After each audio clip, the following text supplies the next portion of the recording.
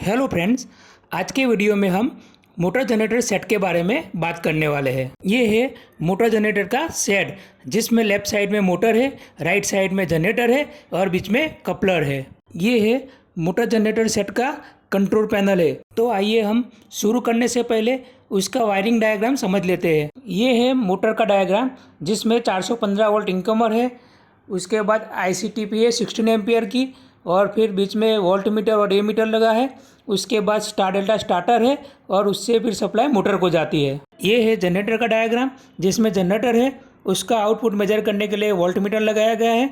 उसके बाद एक लोड स्विच है जिससे लास्ट में जो लोड लगा है वो कनेक्ट होता है और उसे मेजर करने के लिए एम्पियर मीटर लगाया गया है, और बीच में मोटर और जनरेटर को कपल किया गया है। यहाँ पे मोटर की capacity 5 HP, AC 3 phase 415 volt 1500 RPM है। जनरेटर की कैपेसिटी 3 किलोवाट 250 वोल्ट 1440 RPM है। तो आइए अब हम जनरेटर को चालू करके DC वोल्टेज प्रोड्यूस करके देखते हैं। ये मोटर जनरेटर का सेट है जिसमें हम DC वोल्टेज प्रोड्यूस करेंगे।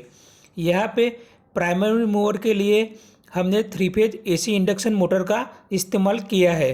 ये मोटर जनरेटर के आर्मेचर को घुमाएगी, उसकी वजह से DC वोल्टेज प्रोड्यूस होगा। ये है voltmeter and ampere meter. जो हम मोटर को सप्लाई देंगे वो वोल्टेज हमें यहाँ पे दिखाएगा, और मोटर रन होने के बाद जो एम्पियर लेगी वो हमें एम्पियर मीटर में दिखाई देगा। अब हम जनरेटर की साइड में देखते हैं। तो यहाँ पे जब जनरेटर चालू होगा तो वोल्ट मीटर में वोल्टेज दिखाएगा, फील्ड एम्पियर मीटर में फील्ड के एम्पियर दिखाएगा, और आउटपुट एम्पियर मीटर में आउटपुट एम्पियर दिखाएगा। तो आइए अब हम मोटर को स्टार्ट करते हैं। उसके लिए पहले हमको ICTP को ऑन करना पड़ेगा। देखो ये ऑन हो गई। यहाँ पे हमने एक प्रोटेक्शन के लिए MCB लगाई है, तो चलो उसको भी ऑन कर देते हैं। देखो MCB ऑन हो गई। देखो यहाँ पे अपना पावर ऑन हो गया है। देखो वोल्ट मीटर में वोल्टेज भी दिखाई दे रहा है। यहाँ पे B और R के बीच में 405 वोल्ट दिखाई दे रहा है।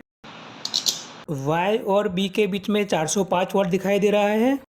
R और Y के बीच में 404 वोल्टेज दिखाई दे रहा है। अभी एम्पियर मीटर में 0 दिखाई दे रहा है क्योंकि मोटर बंद है। जब हम मोटर चालू करेंगे तब एम्पियर मीटर में एम्पियर दिखाएगा। ये है ऑटोमेटिक स्टार डेल्टा स्टार्टर जिसकी मदद से हम मोटर को रन करेंगे। जैसे ही मोटर रन होगी तो उसके शाफ्ट के साथ हमने आर्मेचर को कपल किया हुआ है, तो उसके साथ आर्मेचर भी घूमने लगेगा। देखो इस टाइप का आर्मेचर रहता है जिसमें आगे की साइड में शाफ्ट रहती है, उसके बाद कम्यूटेटर रहता है, और उसके बाद वाइंडिंग कॉइल रहती है। जब आर्मेचर रन होगा तब फैराडे के इलेक्ट्रोमैग्नेटिक इंडक्शन रूल्स के मुताबिक जब कोई कंडक्टिव मटेरियल मैग्नेट के मैग्नेटिक फ्लक्स को कट करता है तब EMS प्रोड्यूस होता है। तो इस तरह आर्मेचर पे लगा हुआ वाइंडिंग कॉइल दो परमानेंट मैग्नेट के बीच में घूमता है, और उसकी वजह से फ्लक्स कट होता है और EMF प्रोड्यूस होता है। यहाँ पे जो EMF प्रोड्यूस होता है वो AC फॉर्म में रहता है। तो इसे DC में कन्वर्ट करने के लिए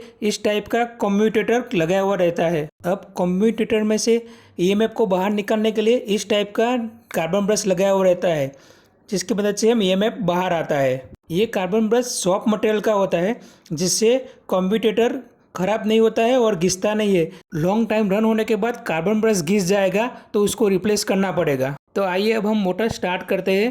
पहले मोटर स्टार में घूमेगा, उसके बाद डेल्टा में गिरेगा।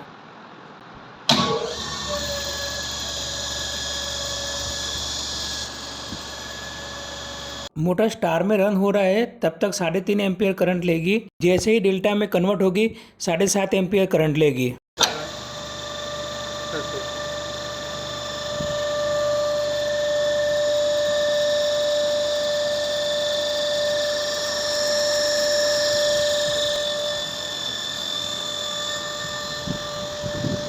अब हम यहाँ पे देख रहे हैं जनरेटर के आउटपुट वोल्टेज 366 है, उसका फील्ड कॉइल का करंट 3.7 है, और आउटपुट लोड अभी 0 है क्योंकि हमने लोड कनेक्ट नहीं किया है।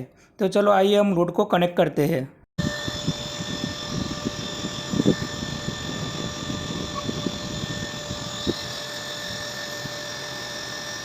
यहाँ पे फील्ड रेगुलेटर का इस्तेमाल करके हम फील्ड एम्पियर को कम ज़्यादा कर सकते हैं। देखो इस तरह।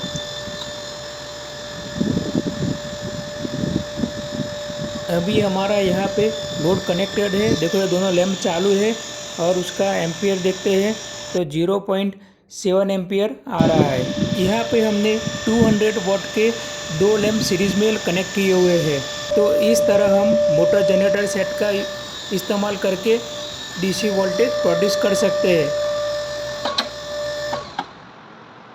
अगर ये वीडियो आपको पसंद आया तो इसको लाइक कीजिए और ऐसे वीडियो देखने के लिए चैनल को सब्सक्राइब कीजिए।